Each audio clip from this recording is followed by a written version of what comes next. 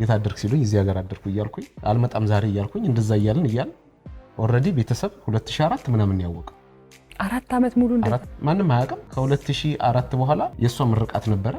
ምርቃቷ ላይ ድግስ ምናምን ነገር አስደገስኩኝ እኔ ቤተሰብ ጋር። ምንድነው ምናምን ሲሉኝ ቤተሰብ አይ አንድ ጓደኛ ይመረቃልና ለሱ እርዳታ እያደረኩለት ነው ምናምን ብያት። እርዳታ በምርቃት ማለት ጓደኛዬ ነው በጣም እየደገስኩለት ነው። ቤተሰብ ድል አድርጎ ደገሰልኝ። በመኪና ጭኜ ድግሱን ወሰድኩና የጥሪ ወረቀት በትኜ ነበረ። መጨረሻ ላይ ሳት ነግራቸው በገዙ ሞትሽ። ከዛ በኋላ ላይ ቤተሰብ መጣ። የሷን ቤተሰብ ሲመጣ ደነገጡ እዛ ጋር ማለት። ከዛ በኋላ ላይ እንደውም የሷ ቤተሰብ ምናምን ደንግጦ ምናምን ወርቅ ቤት ሄዶ ወርቅ ሁሉ ተገዝቶ ያኔ መጣ ማለት እንጂ ለምን ምናምን አልተቆጥሽም? አይ አልተቆጥ አረ ልጅ እያለሁኝ አልበም ሰርቻለሁ። ሙሉ አልበም ማን ነው ፕሮዲዩስ ያደረገው? ዓመቴ አገሯ ወዲያን ከጋራው ላይ ዛሬም ሳላያት ላድር ነው ወይ።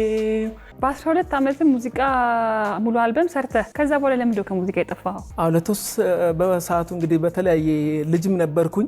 በደንብ እኔ ራሴን እንትን አድርጌ መሄድ አልቻልኩም ነበርና በጣም ለረጅም ዓመት 10 ምናምን ዓመት ነው የጠፋሁት። 16 17 ዓመት አካባቢ። ከዛ በኋላ ግን አሁን ተመልሻለሁ። የተመለስኩበትም ብዙ ሰዎች እያፈላለጉ ነበር የት ነው ያለው እያሉ